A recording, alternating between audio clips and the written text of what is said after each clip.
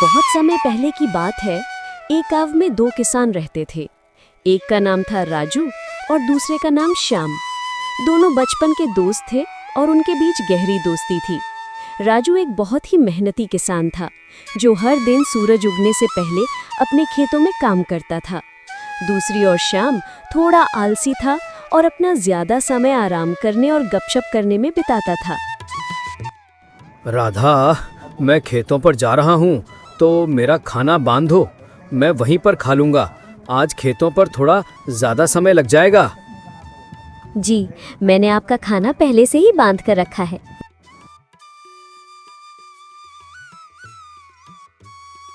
ये लीजिए आपका खाना, समय निकाल कर खा लीजिएगा। अच्छा, ठीक है, मैं जाता हूँ। तुम बच्चों को स्कूल छोड़ाना। आप बच्चों की चिंता बिल्कुल भी मत कीजिए, मैं उन्हें स्कूल छोड़ दूंगी। आप बस अच्छे से अपना काम निपटा कर घर जल्दी आ जाना।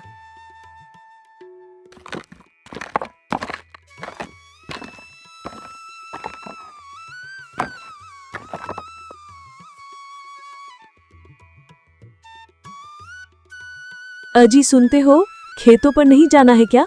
सूरज सर पर आ गया है, उठना नहीं है क्या?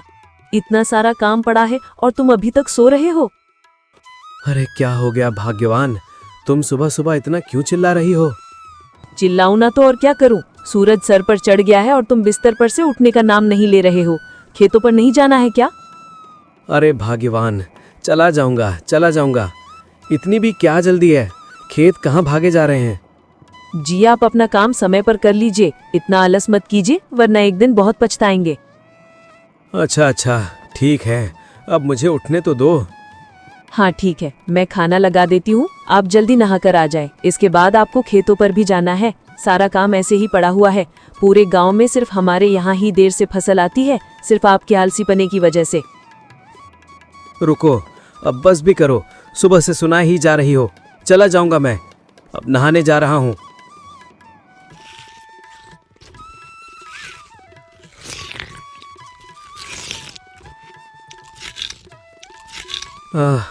खाने में बस ये दाल चावल ही है, कोई सब्जी नहीं बनाई क्या? अजी सब्जी तो तब बनाऊंगी ना जब आप काम करके कुछ पैसे लेकर दोगे। पिछली बार जो फसल बिकी थी उसके अब थोड़े बहुत ही पैसे बच गए हैं, जिसमें ये दाल चावल ही खाने को मिलेगी। आपको अगर सब्जी खानी है तो जल्दी फसल उगाओ। इसको बोलने से अच्छा तो मैं ये दाल चावल ही खा लेता हूँ।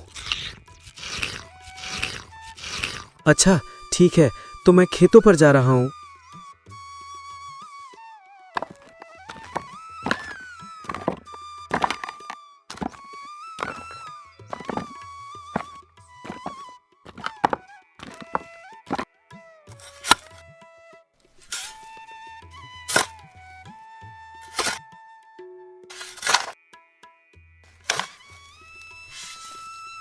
अरे राजू भाई, सारा खेत आज ही जोत डालोगे क्या? कुछ कल के लिए भी छोड़ दो। हाँ श्याम भाई, बस थोड़ा सा ही खेत बचा है, उसे भी आज ही जोत दूंगा ताकि कल से मैं अपने खेत में बीज बो सकूं।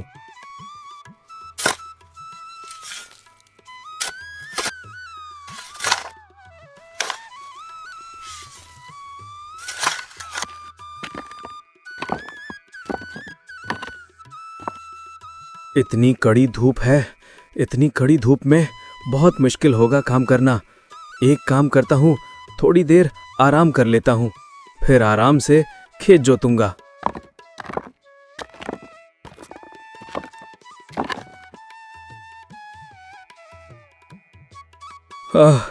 चलो अब थोड़ी सी जुताई कर लेते हैं।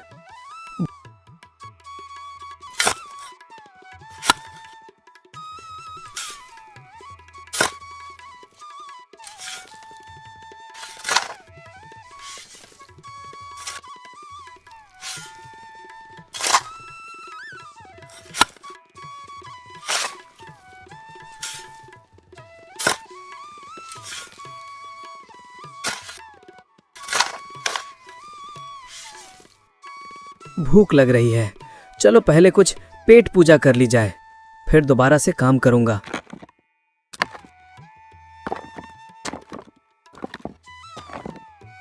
राजू खाने का डब्बा लेकर बैठा ही था, तभी वहां एक साधु बाबा आ गए। अरे बेटा, बहुत भूख लगी है, कुछ खाने को मिलेगा क्या? साधु महाराज, आज मेरे पास ज्यादा कुछ खाने को नहीं है। ये मेरी पत्नी ने रोटी, सब्जी और धनिया की चटनी बनाई है, खा लीजिए। ये राजू के पास कौन आया है? कोई साधु महाराज मालूम होते हैं, चलो चलकर देखा जाए।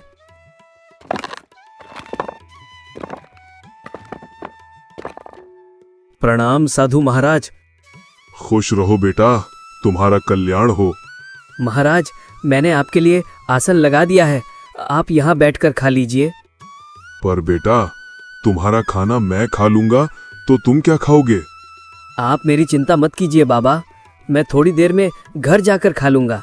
आप ये खाना खा लीजिए।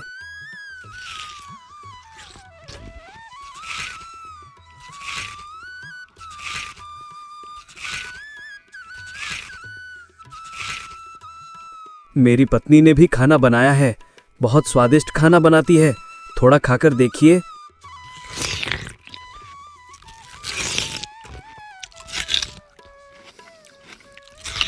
मेरी भूख शांत करने के लिए तुम्हारा बहुत बहुत धन्यवाद।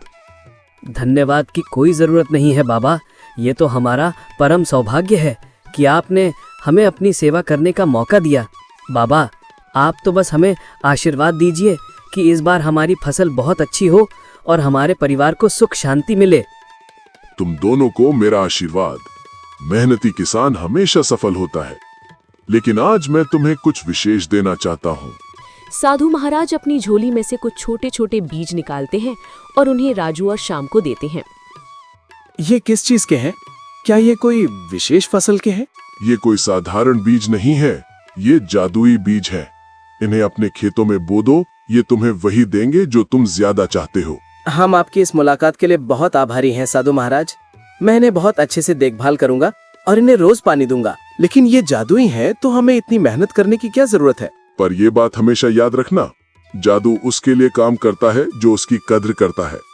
ये बीज अपने आप में शक्ति रखते हैं, लेकिन अगर तुम इन्हें सही देखभाल नहीं दोगे तो तुम्हें इनसे कुछ भी नहीं मिलेगा। हर दिन इन्हें प्यार और मेहनत से सींचना, तभी ये फल देंगे। जी महाराज, हम आपकी बातों को समझते हैं। हम इन बीजों को रखेंगे और इन्हें बहुत प्यार से सींचेंगे। अच्छा बेटा, तो अब मैं यहाँ से प्रस्थान करता हूँ। साधु से जादुई बीज प्राप्त करने के बाद राजू और श्याम अपने घर लौट रहे थे, तभी रास्ते में दोनों आपस में बात करने लगते हैं। श्याम, ये जादुई बीज बहुत अनमोल है। साधु महाराज ने कहा है, अगर हम इन्हें प्यार और मेहनत से सींचेंगे तो ये हमें बहुत कुछ देंगे। मैं तो कल ही इन्हें जाकर अपने खेत में बोने वाला हूँ। लेकिन ये जादुई है, तो हमें इतनी मेहनत करने की क्या जरूरत है? मुझे नहीं लगता कि रोज पानी देने से कोई खास असर होने वाला है। हाँ, ये खुद ही उग जाएंगे और फल देंगे। श्याम, साधु महाराज ने साफ साफ कहा था कि प्यार और मेहनत के बिना कुछ नहीं मिलेगा। ये बहुत जरूरी है, लेकिन इनका पूरा फायदा उठाने के लिए हमें इनकी देखभाल अच्छे से करनी होगी। मैं कोई भी जोखिम नहीं लेना चाहता, इसलिए मैं तो इन्हें बहुत अच्छे से सींचूंगा और इनकी बहुत देखभाल करूंगा। इसके बाद दोनों अपने अपने घर की ओर चल पड़ते हैं। दोनों घर पहुंचकर सारी बात अपनी अपनी पत्नी को बताते हैं। जी, ये तो बहुत अच्छी बात है। भगवान की भी इस समय हम पर बड़ी कृपा है, तभी तो आपको साधु महाराज मिले। राधा, तुम सही कह रही हो। वो साधु किसी भगवान से कम नहीं। उनकी आंखों में एक अलग ही तेज था। जैसा साधु महाराज ने कहा है, मैं वैसा ही करूंगा। मैं इन बीजों की खूब सेवा करूंगा।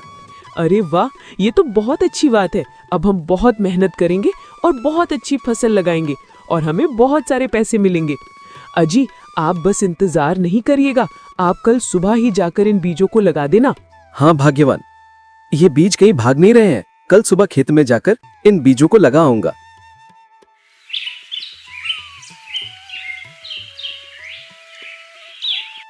मैं आज खेत में ज्यादा समय बिताऊंगा। साधु बाबा ने जो मुझे बीज दिया है, वो आज खेत में बोने हैं। मुझे लगता है कि अगर हम इन बीजों की अच्छे से देखभाल करें तो हमें बहुत लाभ मिलेगा। जी, ये तो बहुत अच्छी बात है। ये लीजिए आपका खाना, समय निकाल कर खा लीजिएगा।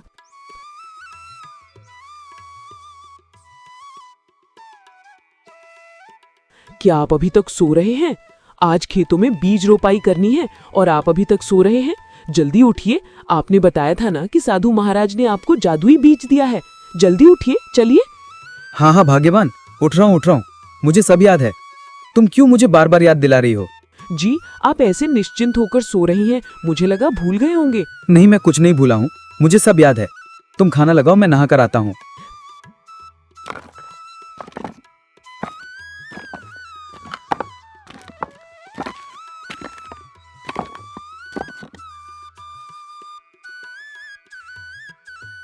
दोनों अपने अपने खेतों में बीज बो देते हैं।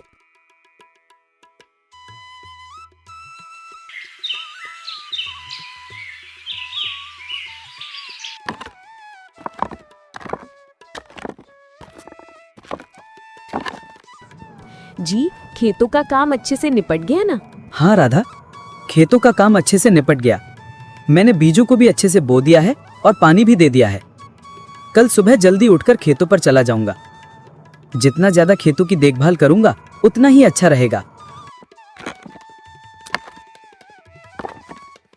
आपने आज खेत में बीज बो दिए ना? हाँ भाग्यवान, मैंने आज सारे बीज बो दिए।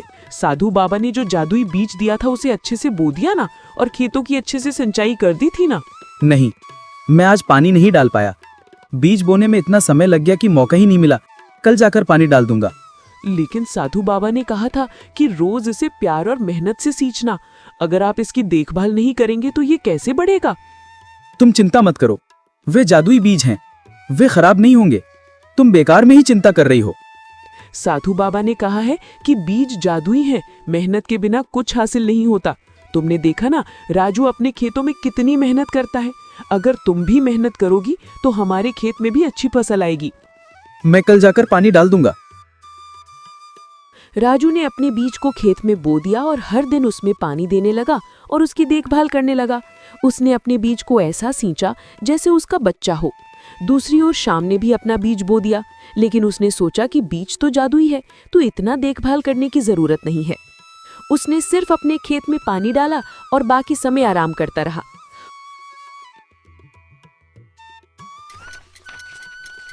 कुछ समय बाद राजू के खेत में हरी भरी कद्दू की फसल आई, जो देखने में गोल गोल मोटी ताजी थी। प्रत्येक कद्दुओं का साइज आम कद्दुओं से काफी बड़ा था। उन्हें देखकर राजू बहुत खुश हुआ। उसने ये बात जाकर अपनी पत्नी को बताई। उसकी पत्नी भी बहुत खुश हुई और वो दोनों कद्दू की फसल तोड़ने के लिए एक साथ खेतों में आए। जी, सच में यहाँ तो बहुत अच्छी कद्दू की फसल आई है। इतने बड़े कद्दू तो मैंने आज तक नहीं देखे, और ये देखने में भी कितने सुंदर लग रहे हैं। चलिए इन्हें जल्दी से तोड़ लेते हैं, फिर आप इन्हें बाजार में जाकर बेच आना। दोनों कद्दू की फसल तोड़ने लगते हैं और देखते ही देखते उनकी टोकरी कद्दू से भर जाती है। जब उसकी पत्नी कद्दू की फसल की ओर देखती है तो जहां से उन्होंने कद्दू तोड़े थे वहां पर दोबारा से नए कद्दू लग जाते हैं। राजू जी, ये क्या हुआ? अभी हमने इन फसलों से इतने सारे कद्दू तोड़े थे और फिर से उतने ही कद्दू आ गए। ये तो सच में जादुई बीज हैं। लगता है इनकी फसलें कभी खत्म ही नहीं होती। हाँ राधा, ये बीज तो सच में ही जादुई हैं। अभी तो हमने इतने सारे कद्दू तोड़े थे और फिर से उतने कद्दू आ गए। हाँ जी, हमारा तो भाग्य ही चमक गया। अब तो इन कद्दुओं को बेचकर हम बहुत सारे पैसे कमाएंगे। वहीं दूसरी ओर श्याम के खेत में सिर्फ छोटे छोटे पौधे उग गए थे और उनमें कोई फल नहीं आए थे। श्याम अपने खेत में फसल को देखने के लिए पहुंचा तो अपनी फसलों को देखकर उलझन में पड़ गया। अरे यार, बीज जादुई थे ना, तो फिर इनमें फसल क्यों नहीं आई? लगता है वो साधु महाराज ने हमें धोखा दिया है। हमसे झूठ बोला कि ये जादुई बीज हैं, जबकि ये तो कोई साधारण बीज हैं। तभी श्याम की नजर राजू के खेतों पर जाती है। उसका खेत कद्दू की फसल से लहलहा रहा था, जिसे देख श्याम राजू के पास आता है।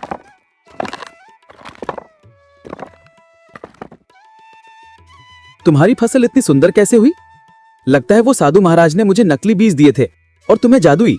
दोस्त, साधु महाराज ने हमें जादुई बीज तो दिया था, लेकिन उन्होंने कहा था कि उनको प्यार और मेहनत से सींचना होगा।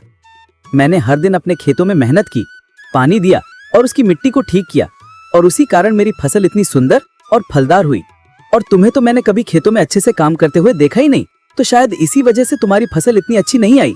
श्याम को अपनी गलती का एहसास हुआ।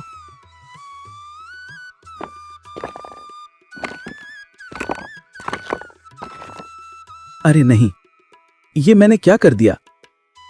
ये बीज तो सच में जादुई थे। मैंने इन पर सही से ध्यान नहीं दिया, इसलिए इन्होंने मुझे फल भी नहीं दिया। राजू ने कद्दुओं को बेचकर खूब लाभ कमाया। वहीं दूसरी ओर शाम को पछतावे के अलावा कुछ नहीं मिला।